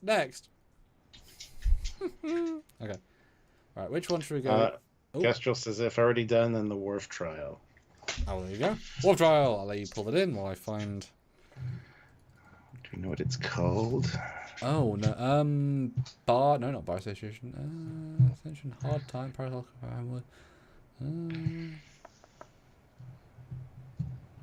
No. Perfect. It was in the middle. Wharf trial. DS9. The rules of engagement. There you go. Obviously. Episode 18. So if I wrote, oh wow, first shot is a Worf. Wow, it's a Worf nightmare. There's films on the bridge. Worf is on trial because he chose to act and many people died. Is he right or wrong? I assume this is one that you remember because it's the other trial. Well, it's the one where it was a ship supposedly full of civilians, but all the names of the civilians on board the ship are people that have been long since dead, so it was a cover-up. Oh, is this? Oh, it's a Cardassian ship. It's a Cardassian freighter, I believe. So is it Cardassians that the Klingons said, "F it, we'll kill them because that's our job," or something? So I remember they skew the facts a bit. They show some different perspectives. Because the lawyer guy's like, well, I did this and this, and they show it not necessarily from the right perspective, if I recall. I mean, I thought it was more cutaways than in this episode. It's more trial focused than I remember it being. Yes. Very good lawyer, though. I do like the good Klingon guy. Not all Klingons are, warriors. He's pretty tame for a Klingon as we associate. I do remember the end really more than anything else. The idea that Worf, I get why you did this. I made it up myself, but maybe not. That's what being a captain is, right? Making those decisions. But because of what you did and the way you did it, you'll never be captain because this has shown you're incapable of having that center seat. Sorry. Worf's like, Yep. And then later, when he risks his life or risks the mission to save Jadzia, Sisko again tells him, "You'll probably never get a captaincy because of this." And I never necessarily thought he was destined for a captaincy anyway. I didn't either, which is why it annoys me that he got one. Of the Enterprise E, apparently. But that's okay. Yeah. Although it could have been for like 6 months, right? We have, sure. Yeah. But I remember it being relatively ambiguous, even by the end. Oh, is it Katinga? Oh, that's cool. I don't remember being Katinga this episode. Well, that's awesome. At minute 20, firing red disruptors from its front deflector torpedo launcher. Okay. Good job. Cool. And they're destroying the Star Trek 3 freighter, painted gold, with their never good-looking dress uniforms. They've always liked dresses. At least the fabric's nice. But I remember this being less strong than Measure of Man, obviously, right? That'd be kind of hard to topple. Yeah. Because Worf is defeatist, if I recall. Like his tone. Well, he doubts that he did the right thing. Yeah. Which is interesting for him, of course, because he's quite a impassioned guy. And this is this is well into their hostilities with Klingons. They're not quite at war yet. Are they at war yet?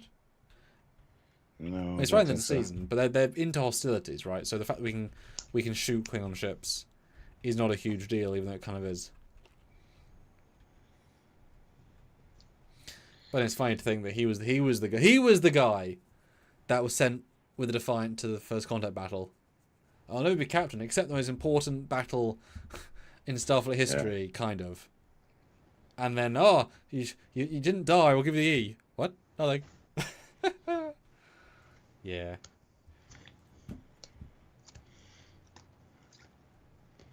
What do you think? Like, I know people love it, but I don't feel strongly about it. I think its messaging is a bit mixed. I think intentionally, but what do you think? What you vibing? Because you like trial episodes and you like Worf and blah blah blah. I do.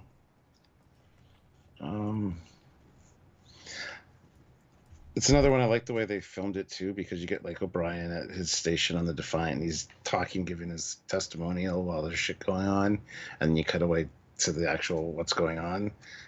It's really well crafted. Shit, I don't know. I kind of want to say a B, but yeah, because I feel like A is a special kind of A. Yes. And S is really... And this does not... I mean, B is a strong ranking for an episode, right? But yeah, I was also vibing B. Like, I think, had they had more cutaways and more what-ifs, but I think they keep it so tonally serious. And I also remember thinking, it's oddly Sisko-focused. You know, because it's not his story, but he takes a lot of impetus in it, acting-wise. Mm-hmm. It's not a complaint per se, just it's not quite an ensemble piece. Like, I like the TNG. I do like the TNG one better with Riker. I think that's a really clever little story. Yeah. Excellent. All right. Hey, pretty broad range so far. We've got a pretty varied gambit. Which is episode TNG that we didn't go high rank to. Classic for real, $5. Make Chat GPTs have Sisko punch Admiral Layton in the face and say, "You give admirals a bad admiral name." Right, but that's going right now, Stuart, so you can bring in another episode. We want to buy episodes, right? We want to get them in. So bring in one while I let that work. Well, I just want to read Classic's next thing. $2. What really stops Worf making captain is losing the Enterprise E. It wasn't his fault, though. So. That's the whole joke, yes. Okay, let's see. Let's bring in... yes. The Sword of Kahless. kind of love this one because we get core back. We're looking for a legendary sword, which we find with the help of Jadzia. And the way it ends with them leaving it in space, we're just going to put it here. Okay, somebody could probably find that eventually, maybe, or, warp into it or something. It's fine. But no, it's a good, like, treasure hunt vibe to it. And, unraveling the mysteries of this actual mythological Kahless sword is really interesting. And it's a cool bat'leth design as well. I'm just trying to find the goddamn... There it is there. Okay. But no, having core back is great. And this is not the only time we get core back. He comes back again after this. But, yeah. Another cave episode as well. There's just a lot of in-cave stuff. I don't remember anything cave, but I remember the characters. Because the cave is all very samey. Yeah, but there's the point where it's like kind of like the Holy Grail, like give me the Grail and I'll pull you up, and where any penitent man can pass. I remember the scene.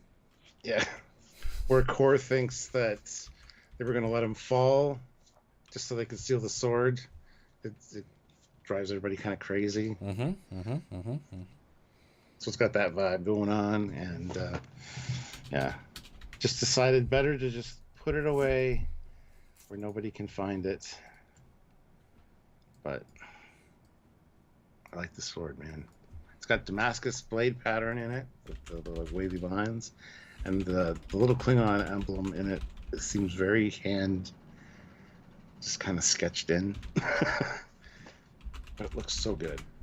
Yeah, they definitely went above and beyond, but this is meant to be the actual one-of-a-kind blade that Kahless threw his hair into a volcano, and through that metal he forged the first original blade that all was based on. It had to be fucking immense, right? And it is a very, very nice bat'leth. I mean, it's old as hell, but it's a very, very nice bat'leth. So they did that very well. And because part of it, obviously, I've always been confused a bit by the end. Like I say, it's a bit of an odd way to end it. But the cultural thing is, if you find it, you become emperor. I think because there's a weird like mystical vibe in the episode where they like Worf and Core. Core? Is that Core? Yeah. Cool.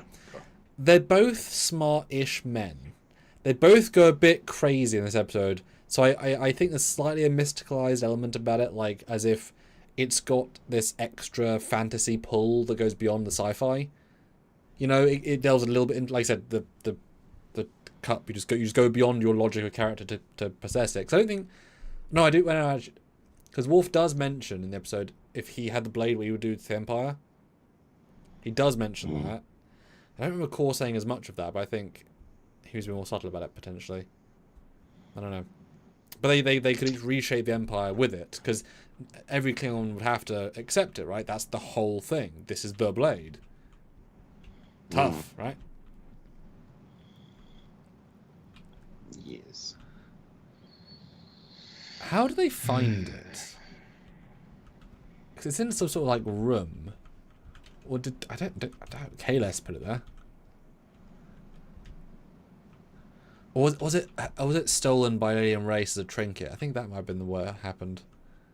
Yeah, I think it was. I think they even mentioned the Herc. I think that was when I think it's when they mentioned. Yeah. But this episode. Sorry. And there's like a force field. It's like it's very much like it's not here. There's no. Wait a minute. There's something odd here. Yeah. So it's got that Indiana Jones hidden, secret room kind of vibe. Well, it's a wild goose chase until it isn't. And then it turns, oh shit, we never actually thought we'd really find it. Because, wow, the ramifications. And this episode makes me a little bit sad in that Core is sane here. Yeah. He ain't sane the next time we see him. And it's nice to see him sort of balanced, and they know thematically the story has to take us in a serious direction, so we have to actually go serious with it. But he's playing that silly Klingon with serious, so he's very good in this. And if you're a canon freak, he's back! Is awesome. Which is this is the first season with Worf, and like here he is doing this amazing episode with a TOS mask. Like it's an amazing thing. And Jadzia holds her own every step of the way, right? She's not as Klingon as them, but boy is she right there with them. You know, sort of dating Worf almost. You know, not like, well, you know. And Dahar Master, etc. Mm-hmm. But yeah, lot of boring cave. Visually. Yeah. What are you thinking? Because it's really interesting, but probably only parts of it are. You know?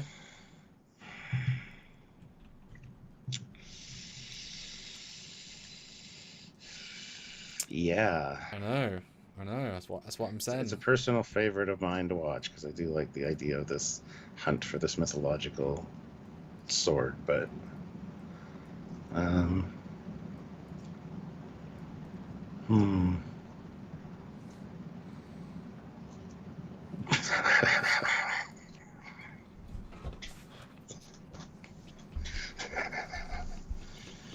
What? I want to see. That's not even what he asked for. I haven't got the. I just wanted to talk. I want to see Corey a cheeseburger. It's a good looking cheeseburger too.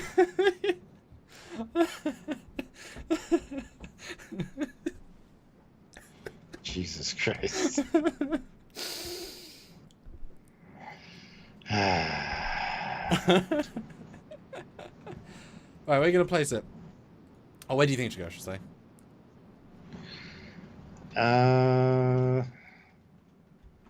I want to say A, personally. But like you said, there is some boring elements, cave stuff. The not ending's boring, kind just of less weird. good, right? It's not. It's boring, just. Yeah, the ending is kind of like it's a pretty historical, important historical artifact you found. The most. I get you can't trust anybody with it because it drove you guys crazy for And we know they're good power Klingons, hungry. like the best of us. Yeah. Kind of. So my only thing about it being an A is that the A is much better than this episode in terms of like what it tries to do, right? So I think the difference between those two is enough to say high B. Okay. Because I think there is a slight chasm between the two. I think enjoyment-wise, yeah, and uniqueness, yes. Although I said this earlier, to not do a sequel to this with them finding it or needing it or something else with it feels criminal. Right? Especially the Klingon-centric story a lot of the time. Like, it would have been really nice. I know, obviously, they all weren't around for a lot longer, but, like, imagine getting Kang or Koloth to come to the station and say, Worf, you motherfucker. We define this holocast. I beamed it away. No, we need it to kill Garon's Duras imposter, blah, blah, right? The albino too. Yeah. Oh yeah. What did Classic ask for? Do you want to read out that? And I will. I had already finished that. the AI. What am I doing? Sorry. So the AI prompt for Classic. Oh. I had already finished it. Have Cisco punching Admiral Layton in the face and say, "You give admirals a bad admiral name." It's just yes. Great. You give admirals a bad name.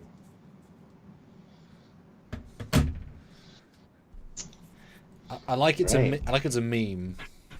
It went meme approach. It's pretty fun. Indeed. What the hell? I asked it to. I asked. Okay. That. No, sir. So I took the image from the trial episode, which was that we've just looked at already. So I took this image, right? And all I said, ChatGPT, all I said was, make them on a holodeck. Right? Easy. Okay. Right? This mother effing AI. It remembered all of my previous prompts and it combined them. Didn't ask for that at all. So from B on the holodeck, it made this. Classic, this one's for you.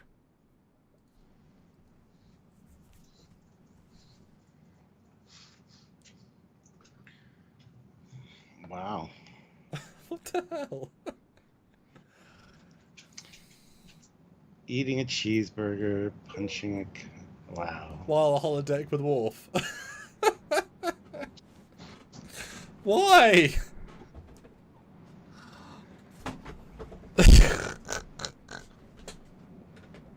What the hell? Alright, next.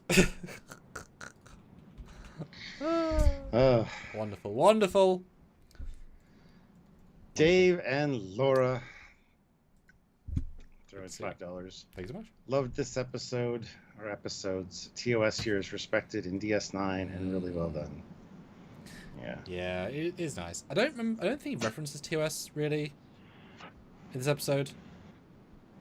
I don't necessarily have to, but him himself as a reference. It would have been nice if he'd mentioned, I fought Kirk near this planetoid. And then Jadier's like, but Spock, man. Ah, yeah, Spock was hot. What? Nothing. Don't know. Well, but they picked one, so do you want me to throw one in then? Because any super chat gets you a thing, right? Sure. Alright, let's bring in, because we are nearing the end, guys. We've got loads left. So quick fire 5s, quick fire 3s would be great. Otherwise, they'll not get looked at. And that'd be a shame. Let's look at... I'll leave the one that everyone wants to talk about, because I think we'll leave that. Ooh, actually, no, I'll do what I want to talk about. The mild suicide one. Yeah. This man be getting tortured. And I'm sure the actor loves it. Because in this story, he does a bad thing to the race and then gets put into prison for like 50, 30, 20 years. Except he wasn't. It was a trick. It was a program in his brain. But the motherfucker remembers all the years, and then he suddenly wakes up, and he's the same age, and now forever scarred and brutalized, because part of the program is you make a friend with an inmate. There's all the program, right? You didn't do it. It's knowing what it does. He's learned how to ration food he can't break the habit of.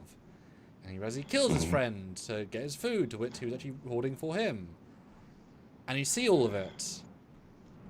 And he'll never be the same again, because you've destroyed him, mentally and physically, not, well, just mentally. To the point he actually tries to commit suicide. There's no other layers to this. He just breaks him so thoroughly. And it's like, you alien race, that's the harshest thing ever. Yeah. And that's the third amazing one. That's the third amazing O'Brien one, where he's not really himself, and he's time traveling. This man. This is like the inner light. And the trial. Lived the whole life. Yeah. Lived the whole life in this prison and remembers it all, and good God. Yeah, O'Brien must suffer, unfortunately. And he's just not used to tech. And no one's age, and no one's this is the next week. And his daughters are, and I don't think he knew during it was fake. No, he didn't. So that's the point. He never thought he'd see him again, and And Keiko's amazing. The daughter's amazing. The guest actor who I recognise is amazing. One of the few times cheap set works perfectly as the prison cell. It's just a cave set with some metal in it, right? And it's perfect. Mm-hmm. And it's such a human episode. And he's also a forgotten engineer as well, which I forgot. Because, he hasn't engineered in like 40 years. Mm-hmm. But he's not any older. God. And he ends up killing his best friend. His only friend. Yeah. Oh, my goodness, yeah. It's a hard watch. I'm not a big fan. I mean, for me, this is the best S of the season. Like, this absolutely destroys the other three in terms of quality storytelling, acting, performance. Like, this makes them look, not embarrassing, but like, they should be A to me anyway, right? It's just so perfect. And that's what I'd say.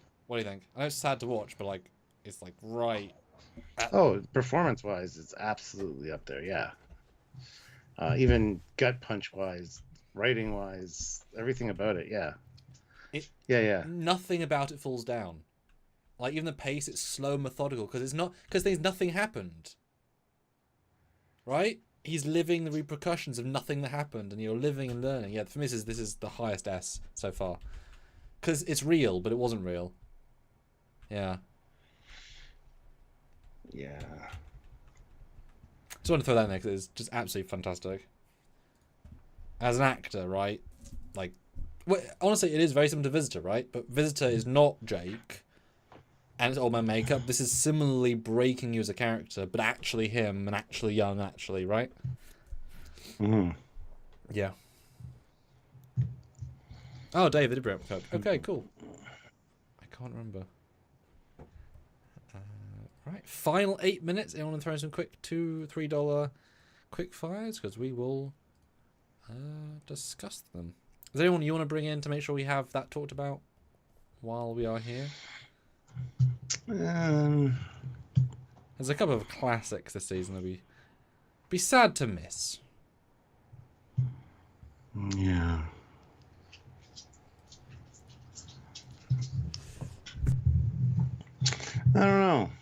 I don't know. Oh, there's quite a few to choose from, right? It's actually quite a good season. But yeah, any $3 quick fires, guys. We'd love to get one more 3 to get to a good number. Would be great. And guys, do you want to see us do an AI image creation episode tomorrow? Let us know. Yes, no. Find the formula while Stuart was away. It's important because we had to. Ooh. Yes. Actually, you know what? Interesting. Just while you decide, let me show you one of the holiday pictures that people created. Oh, okay. I've had to create a whole new folder structure for ChatGPT images because it's so successful. And this was all of our wonderful long-time fans that put super chats in with these prompts. I said don't necessarily do Stuart because you won't necessarily get good results because real person, etc. But we got some good results. So let's have a look. It's not in time order. That's unhelpful. Date. Oh,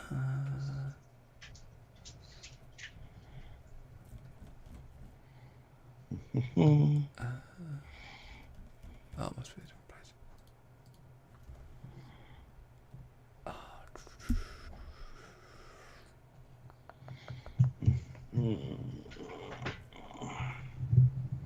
Oh, there we go. Right, so this is you on holiday in Vancouver.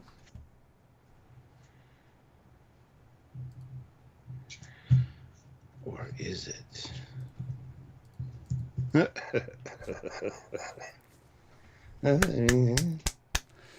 Yeah, I said you only wore uniform top, so I put in the shorts. I know what you like. I love it. Made it a t-shirt without the arms, and that was without any visual prompts. Like that is just it knew what you look like mostly, and it got every time it got you better than me. Every damn time. I'm not a person apparently. It knows who you are. Glasses, goatee, short hair. Damn. And that's definitely Vancouver as well.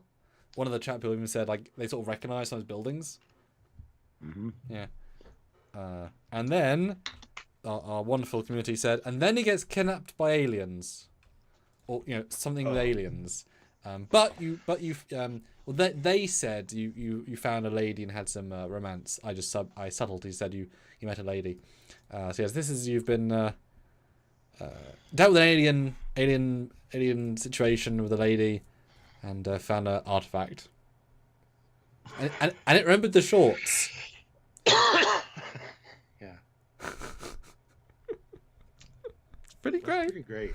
Yeah. Yeah. That was weird. Where's Soviet? What the hell? I didn't say. Yeah, we had some really good fun with these last week. It's worth a watch actually. They're really interesting. And then we started doing like because you can do replacements, right? And someone said, "Let's see this guy on the bridge," and think that was one of our, that was one of our winners for the day. Yes. And even just the bridge is very, very good in that. I was just gonna say, yeah. Like, it's not the same, but it's pretty freaking close. Yeah. Yeah, the AI stuff's fun.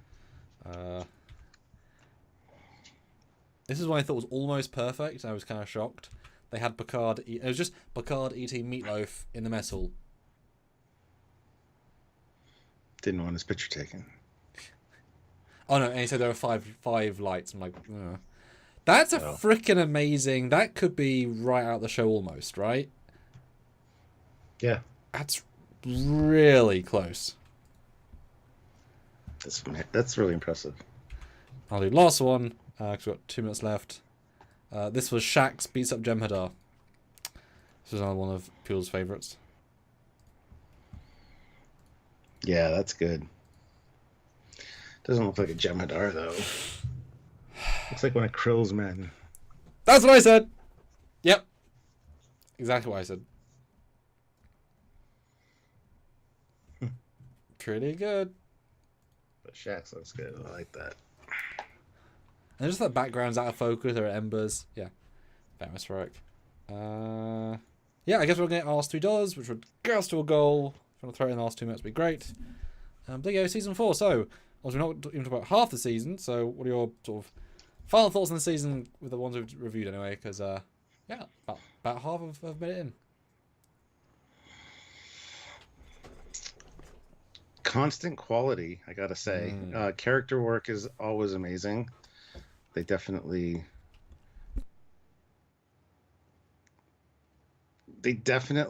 are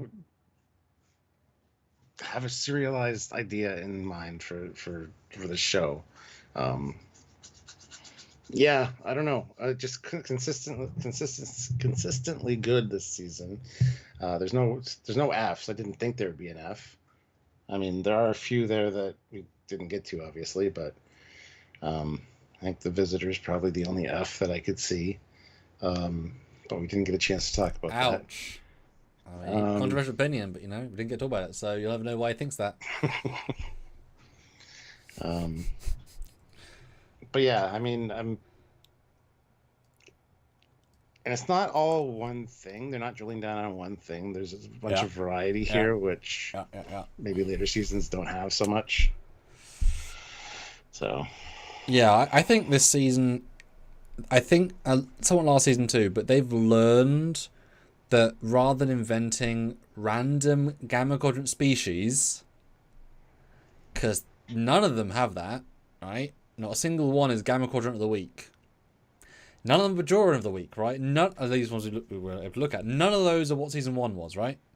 What have we got? We've got canon to TNG, canon to history, canon to, like, all these levels of things. Like, all we need is a Klingon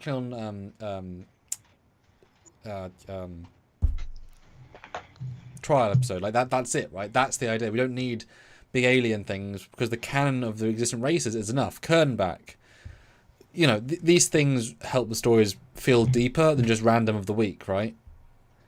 And so it lets you build the canon. They're doing some pretty big themes here, a lot of character work, and picking characters to really sing with. Because each of these has a distinct. That's their character episode, mostly anyway, for the most part. And even their weaker ones aren't bad. They're just not as good. And the Kern one in Season 1 would have been in Baha'i B, right? But that's the contrast of later seasons. The average has gone up. Those S's are all easily S, right? And the B's are still very strong. We just need a delineation between A and B. Yeah. Probably some more C's would have come in the list, I feel like. Oh, yeah. Oh, yeah, I think so. Yeah. And maybe a D, maybe 2. Yeah. So it wouldn't have been. I think we've sort of hit the best, give or take. Wouldn't be quite the same trajectory, but yeah. Well, Classic throws in $2 and says, "Show Foley giving the anime ship lady an F." Okay. We already did that kind of that picture. And Area 51, $5. Ascension, a Yes. lost Bajoran from 2,000 years ago reappears, and maybe the actual emissary, maybe not. This one I love. Just the idea behind it. And thank you, everyone. And he wants to bring back the class system where, like, back in my day. Exactly, yeah. And then the wormhole aliens basically are like, no, you're of the past. Cisco is of Bajor, so it's still fine. I don't remember the exact resolution. I remember it was very clever and well done. Kaiopaka shows up again. What was this called again, sorry? Ascension. Yeah. But yeah, I love the struggle and the relief, actually, of Cisco being like, oh, okay, I'm not the emissary. And then dealing with that. But I remember this was a really clever episode with the way it ended and the kind of like loophole of, yes, this guy was important, but he's not the emissary. He's a prophet, or I forget exactly how it worked itself out. But no, it's a very, very well done episode, and it definitely works on the mysticism aspect. I forgot Kaiopaka was back because she's been dead alive on a war planet. That's where she ended up, didn't she? But she's there. Yeah. Yeah, this one's one of my favourite Bajoran episodes because the idea is, like I say, really clever. Mm-hmm. And this and the one where Kira thinks he's going to die, this unfortunately cements him. Cisco's like, yeah, I am the emissary. Shit, like we're there now. We've committed, because to have, let's be honest, the last Jesus come and say, oh, oops. I slammed Jesus because I was stuck in time. I'm still Jesus. There's a new Jesus. Yeah, but I was here first. It's really interesting, and it does kind of, and it's very much like, I assume you've seen Buffy, Vampire Slayer. Yeah. Yeah, last season, spoiler, Buffy dies, mid-season, and then another chosen one is generated because Buffy dies, then she comes back to life, and there's two, and that breaks the system. Exactly the same concept, right? Naturally, another one was chosen, the first one comes back. He's not a bad guy, he's just of his time, but it's their job to listen to him, and he was good at the time. Like, he was meant to be a good emissary of his day, and it was sad he was lost. I love the fact they bring the solar sailor back for a shot. Love a bit of continuity, super good job. And within like a day, this guy sort of takes over the government, basically. He's like, well, I'm the prophet, and I'm accepting it, right? And Cisco is fun. He's like, I don't like this, but also I do like this. Oh, I'm so conflicted. Yeah, it's a good one. Like, it's not the best episode, but it's a really good Bajoran episode. So there's still a ceiling, but it's of a better kind of the ceiling. I don't remember the end either. I think he doesn't die. I think he just. They send him back to his time. I think the wormhole aliens send him back to his time or something. Yeah, I think you're right. Because he's like because he's stuck in the wormhole, isn't he? Like, he's been held by them, I guess. Because I assume this is a trick by them to convince Ben to be the prophet. Like, I assume that's all part of it, right? In the grand scheme. Maybe it's a test. Yeah. Yeah, Right, what are you thinking? It's a good episode. It's not the best or anything, but it's good. Pretty darn good. What were you thinking? I'd probably give it a C. How close to a B is it? Because I'm between the two. I'd say it's close to a B. I was thinking B initially, and then I'm looking at the Bs. Yeah, and then high C. Because the C is not bad. That's the thing. The C is not a bad episode. Yeah, I think I'll go with the C. Because I don't remember our Man Bashir, it's funner. Kahless. I don't know.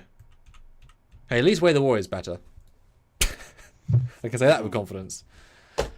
Interesting. Yeah. Cool. Yeah. All right. Good one to end on. All right. Well, All right. Thank you guys for joining us. Join us tomorrow for an AI thing. We'll have some fun and just chill out for 2 hours, having fun with AI. I'll have a few pre-made as ever. Not to post as anything. I'll also prep all, or even you can do as well, like prep some screen caps, and like may have them on the screen so people can like pick one and say do this to that. Because sometimes I feel like you might be inspired by seeing something existing. You know, like here's a shot of Khan. Make Khan Bennett come batch and Wrath of Khan. Okay, right? I want to see it. You know, so that would be fun. So yeah, tune in. Thanks so much, guys. And welcome back, Stuart. You were missed. Thank you. All right. So we should probably end out this poll. Yes. Did you miss Stuart last week? Yes wins with 59%. Yes. Boo Stuart 26%. Boo. And no. I'm assuming some of those 20% are joking. I'm assuming a couple of those are probably satirical. Maybe. Right, see you guys tomorrow. Yes. Till then, he's Commander Kahless. He's got a Foley. Bye, guys. Bye, guys.